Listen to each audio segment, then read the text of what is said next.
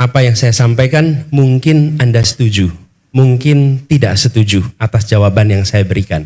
Tapi satu hal yang pasti, kami memberikan ruang untuk berdialog, ruang untuk bertukar pikiran, walaupun tidak selalu pikirannya sama. Disitulah esensi kebebasan, esensi berdemokrasi. Nah, kita bisa saja tidak setuju pada 1, 2, 3, atau bahkan 10 dari 100 urusan. Kita saja bisa tidak sependapat. Tapi saya ingin mengajak kepada teman-teman semua untuk refleksi sedikit. Bahwa saat Pilpres ini ada 3 pasang calon. Dengan pasangan nomor 1, teman-teman ada desak Anies. Sehingga Anda bisa mengecek apakah pikiran Anda dengan pikiran calon itu sama apa tidak. Setuju apa tidak. Anda bisa ngecek. Sayangnya itu tidak terjadi pada yang lain. Sehingga Anda tidak bisa mengecek dengan yang lain. Dengan forum yang sebebas ini.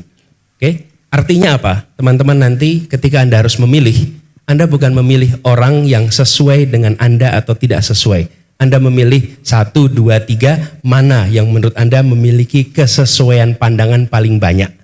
Mana yang Anda merasa paling banyak hal yang sama, paling banyak hal yang kita sepemikiran.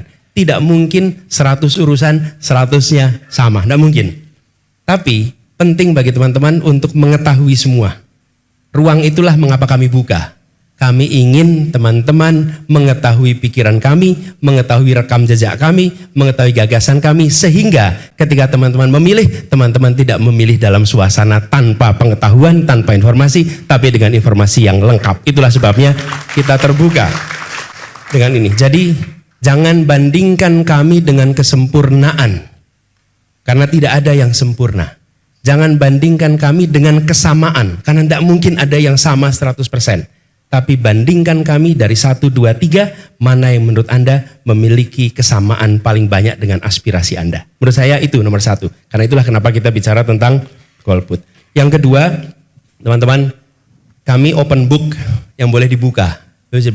Anda bisa akses rekam jejak kami sejak masa kecil sampai sekarang. Silahkan dinilai, silahkan diakses. Silahkan teman-teman melihat apakah ada pikiran, gagasan yang teman-teman lihat sebagai sebuah benang merah antar tugas yang pernah dialami.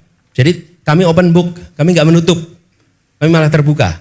Dan forum seperti ini kami tidak pernah menanyakan siapa. Tadi sebelum masuk saya mau di briefing.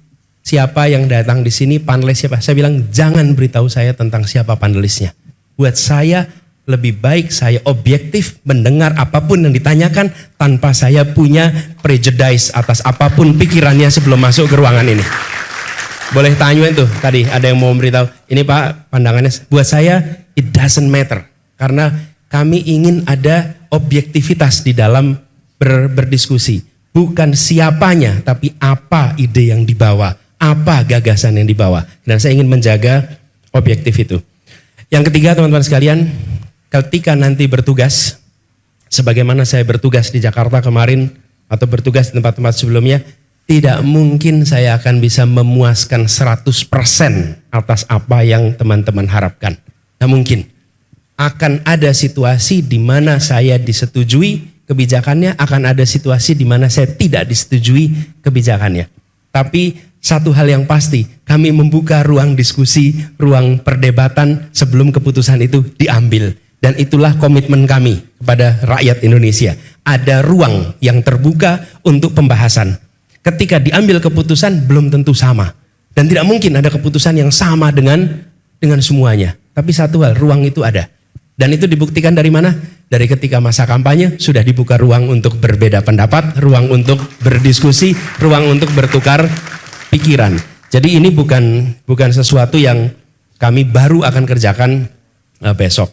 Kemudian yang terakhir teman-teman sekalian, jadi buat teman-teman yang masih mengambil sikap untuk golput, untuk tidak mengambil pilihan, maka kalau boleh saya menawarkan kepada teman-teman sekalian, ketika kita yang memiliki pengetahuan atas isu, yang memiliki kepedulian atas arah Indonesia ke depan, memilih untuk diam, maka hasil pemilu akan ditentukan oleh mereka yang tidak memiliki pengetahuan yang lengkap.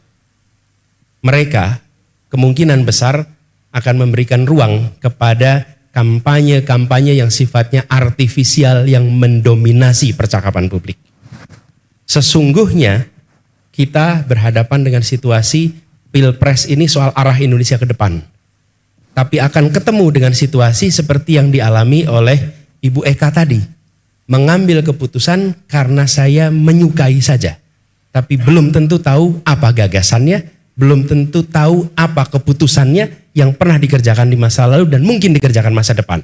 Karena itu saya menganjurkan kepada teman-teman yang punya kepedulian atas ide dan gagasan untuk memanfaatkan hak pilihnya untuk menentukan Indonesia ke depan. Kenapa? Karena Anda punya kepengetahuan, Anda punya kepedulian, Anda punya concern tentang isu. Teman-teman tentu ingat Brexit. Apa yang terjadi ketika Brexit? Anak-anak muda memilih untuk absen, tidak banyak yang hadir di dalam referendum.